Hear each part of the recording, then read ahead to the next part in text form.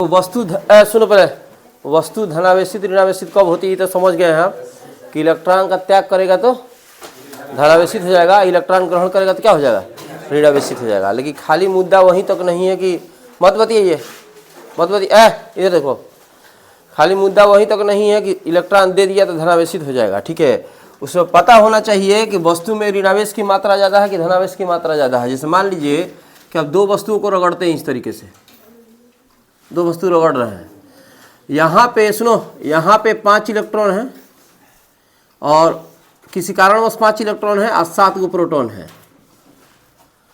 तो प्रोटॉन का मतलब होता है धनावेशित, पता है ना जी, प्रोटॉन में होता है धनावेशित, इलेक्ट्रॉन में होता है ऋणावेशित। किसी पिंड पर इलेक्ट्रॉन रहेगा इसका मतलब ऋणावेश की मात्रा है, और प्रोटॉन रहेगा इसका मतलब धनावेश की मात्रा है। दोनों की मात्राएं बराबर होती है, जिसको मूल आवेश कहा जाता है, मूल आवेश। तो कहीं अगर ई लिखा हो तो इलेक्ट्रॉन ही, खाली उसका अर्थ इलेक्ट्रॉन नहीं होता है, ई का मतलब कहीं कहीं मूल आवेश होता है। मूल आवेश की मात्रा होती है 1.6 × 10⁻⁻19 कूलम, याद भी होगा तुम लोगों को। एक इलेक्ट्रॉन पर जो आवेश की मात्रा, अरे लड़की पढ़ा रहे तो मोबाइल दिखा रही है उसको, मोबाइल दिखा रही है, कॉलम दिखा रही है, जो बजा के रखिए ना उसको, क्या करिए, क्या करबो, अच्छा ये देखो, इलेक्ट्रॉन पे जो आवेश की मात्रा हो गई 1.6 × 10⁻⁻19। ठीक है, अगर इलेक्ट्रॉन की बात होगी तो यहाँ माइनस लगेगा आगे, अब प्रोटॉन की बात होगी तो क्या लगेगा देता, अब प्रोटॉन की बात होगी तो यहाँ प्लस लग जाएगा। अब मन में क्वेश्चन आएगा कि सर अधिक कौन है, हई वाला कि हई वाला?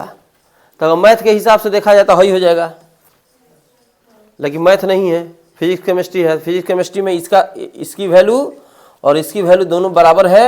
ठीक है, नेचर उल्टा है, मतलब प्रकृति इसकी क्या है, विपरीत है। अगर प्रोटॉन यहाँ पे परमाणु है, परमाणु के अंदर प्रोटॉन है और चक्कर लगा रहा है कौन, इलेक्ट्रॉन, तो ये मत समझिए कि प्लस बा तो टाल निकाल के बरियार बा, यहाँ बरियार कमजोर का बातें नहीं है, नेचर विपरीत है।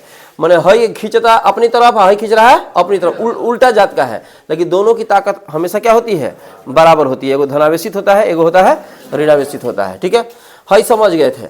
अच्छा, अब मान लीजिए कि यहाँ पे हम बता रहे थे कि 5 इलेक्ट्रॉन है, 7 प्रोटॉन है। यहाँ से अगर सुनो, कभी भी प्रोटॉन एक जगह से दूसरे जगह गमन नहीं करता है, प्रोटॉन नहीं खसकता है, खसकता कौन चीज है, इलेक्ट्रॉन। इलेक्ट्रॉन के खसकने से ही कोई वस्तु धनावेशित होती है चाहे ऋणावेशित होती है। अब जैसे मान लीजिए कि यहाँ पे हम 5 इलेक्ट्रॉन और 5 प्रोटॉन मान लेते हैं, यहाँ पे 6 इलेक्ट्रॉन 6 प्रोटॉन मान लेते हैं। ए वस्तु में 5 इलेक्ट्रॉन 5 प्रोटॉन है, बी वस्तु में 6 इलेक्ट्रॉन 6 प्रोटॉन है। ठीक है, वस्तु को रगड़ा गया या किसी कारणवश एक इलेक्ट्रॉन यहाँ से यहाँ चला गया, एक इलेक्ट्रॉन का त्याग कर दिया यहाँ से, तो यहाँ कोई इलेक्ट्रॉन हो जाएगा जी, 4 गो इलेक्ट्रॉन हो जाएगा। अब प्रोटॉन कितना है, 5, प्रोटॉन उतने रहेगा। यहाँ कितना हो गया इलेक्ट्रॉन, 7 इलेक्ट्रॉन, प्रोटॉन कितना है। अब यहाँ जाहिर सी बात है, इलेक्ट्रॉनों की अपेक्षा इसमें प्रोटॉन की मात्रा ज़्यादा है, माने प्लस ज़्यादा है और माइनस क्या है, कम है, तो वस्तु हो जाएगी धनावेशित। धनावेशित का मतलब ये खाली धने है, उसमें ऋण भी है। बहुत सारा चीज़ होता है जो खाली धने होता है, ऋण नहीं होता। जैसे H+ का एग्जाम्पल दिए थे, हाइड्रोजन में 1 इलेक्ट्रॉन 1 प्रोटॉन, एगो बढ़ ले एगो दे दिलस, तो कहाँ से कुछ बचल।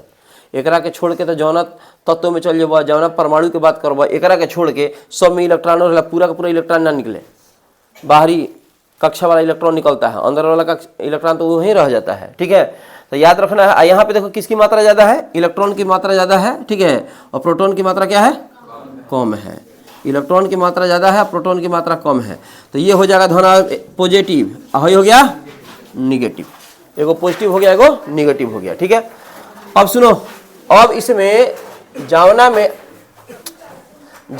प्रोटॉन की मात्रा 5 गो प्रोटॉन 5 गो इलेक्ट्रॉन, इसका मतलब हुआ प्रोटॉन की मात्रा में धन आवेश की मात्रा ऋण आवेश की मात्रा दोनों आपस में क्या है भाई, बराबर है। तो इसको कहेंगे उदासीन, उदासल भाई, न्यूट्रलाइज कहा जाता है। ठीक है, फिर से एक बार बता देते हैं, समझ लीजिए। हाँ, हंस लू अभी पढ़ा रहे तो हंसू, उसके बाद हम भी हंसेंगे। हमको हमारा देखा था कि पूरा बैच हंसेगा, और ऊपर लिखवा देते हैं कोचिंग का नाम।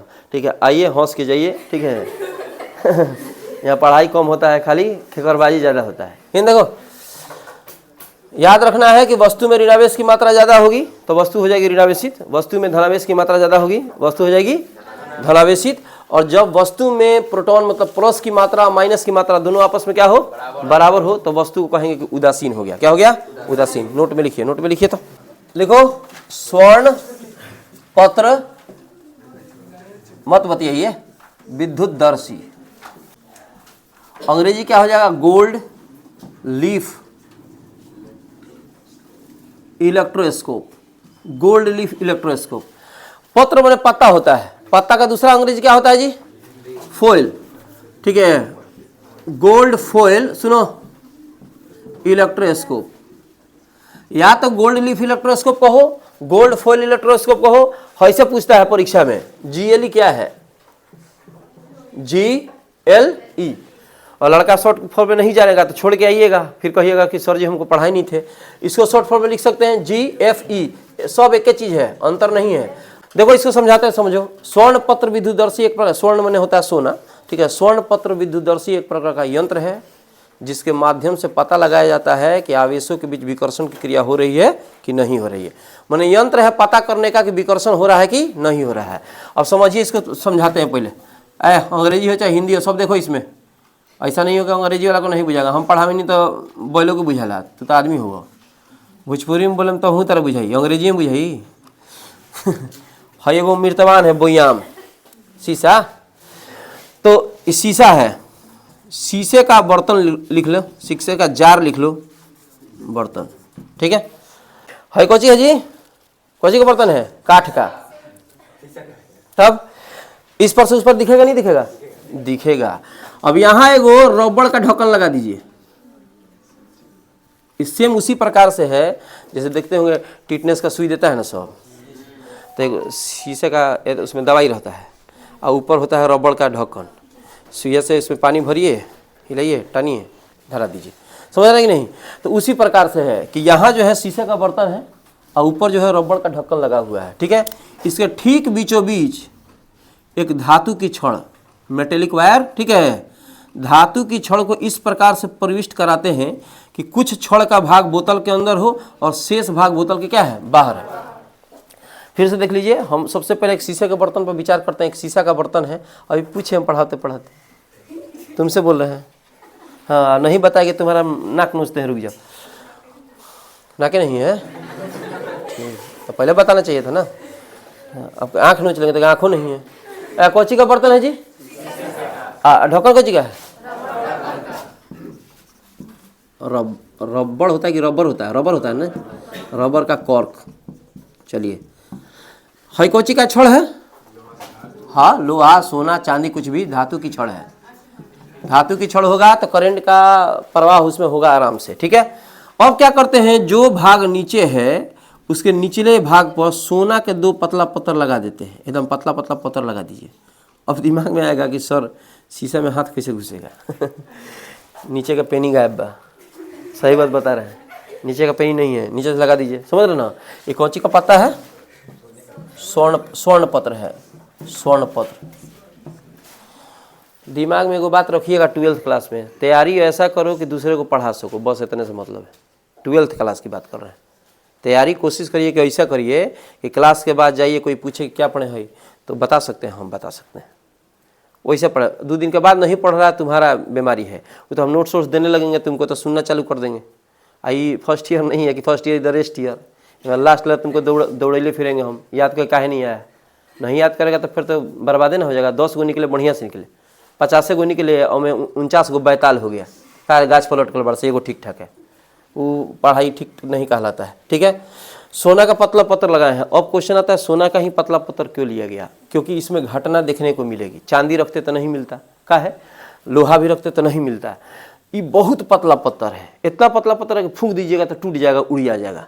और उतना पतला पत्थर आप चांदी या लोहा का नहीं बना सकते हैं। सोना के अंदर उसका टेंसाइल प्रोसेस ज़्यादा होता है, तन्यता ज़्यादा होती है उसको। होती चूँकि सोना से होते बड़ा ठोस सोना मिल जाए ना, पीटते पीटते होते बड़ा हार बना देगा। तो कोई पहन के घूमेगा तो कहेगा कि बाप रे बड़ा महंगा बा, अतल हवा बड़ा टूट के गिर गए, तो एकदम फोकासी रह रहे, समझ रहे ना। सोना को भारी करने के लिए भी दूसरा मेटल भर देता है सबकी, भारी लगेगा लेकिन होता तो नहीं है। तो ये बहुत पतला, कोई पूछेगा कि स्वर्ण पत्र की जगह चंद्र पत्र हो सकता है तो नहीं हो सकता है, सीधा सीधी कहना है कि स्वर्ण पत्र लिया गया है कि सोना का बहुत पतला पत्थर है, इसलिए सोना का पतला पत्थर लिया गया है। ठीक है, इसमें क्या लिया गया? सबसे पहले शीशे का एक बर्तन है, शीशे के बर्तन के ऊपर कौची का ढक्कन लगाया है? रबड़ का ढक्कन लगाया। ठीक बीचों बीच धातु की छड़ को इस प्रकार से रखा गया है कि छड़ का कुछ भाग बोतल के अंदर हो, शेष भाग बोतल के क्या हो? बाहर हो। जो भाग बोतल के अंदर है उसके निचले सिरे पर सोना का पतला पत्थर लगा देते हैं। हम अभी बताए हैं दूसरा धातु नहीं लगा सकते हैं क्योंकि बहुत पतला है, समझ रहा, उतना पतला सोना का ही कर सकते हैं।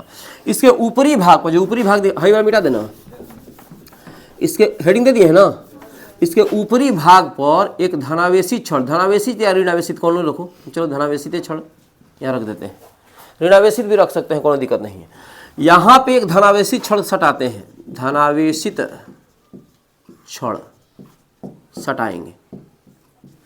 अब इस धनावेश के प्रभाव से हई धनावेशित होगा, हई होगा कि नहीं? क्या है? रबड़ है, कुचालक है, ठीक है, तो कुचालक में धारा का प्रवाह नहीं होता है। तो यहाँ पे जो इसके प्रभाव से हई धनावेशित हुआ, ये नहीं कहना कि धनावेशित इसमें घुस गए।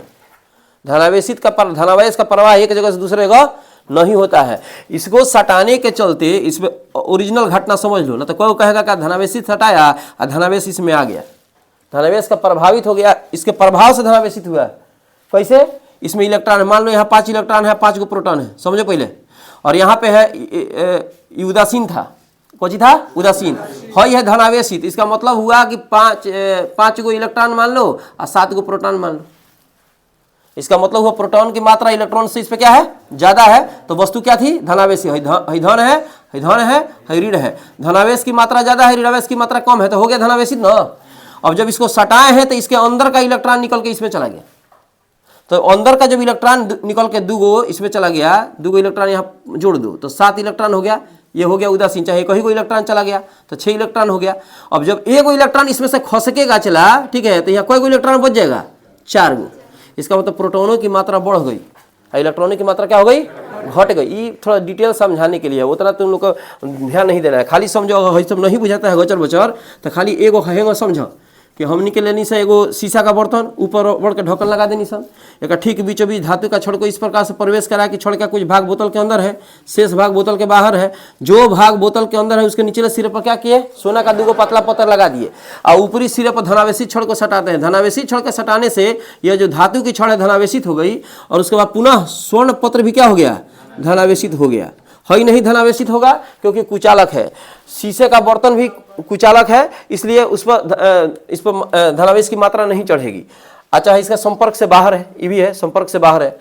शीशा ही क्यों लिए हैं सर? लकड़ी ले सकते हैं, ले सकते हैं, लेकिन लकड़ी के अंदर आपको दिखाई नहीं दे, हमको प्रैक्टिकल देखना है कि हुआ क्या। दिव्य दृष्टि थोड़ी मिला है कि दीवार के ऊपर आप देख रहे हैं, तथास्तु ताकत रहो, महाभारत देखत रहो, ठीक है। तो यहाँ जो देखा जाता है कि जब धनावेश का छड़ सटाया गया तो पत्रों के बीच फैलाव होता है, फिर और अधिक मात्रा इसकी बढ़ाई गई तो पत्रों का फैलाव और अधिक हुआ। इससे स्पष्ट होता है कि 2 धनावेश चाहे 2 समान आवेश एक दूसरे को ढकेलते हैं, एक दूसरे को क्या करते हैं? विकर्षित करते हैं। फिर से एक बार बताते हैं, अब पूछेंगे अब, ठीक है।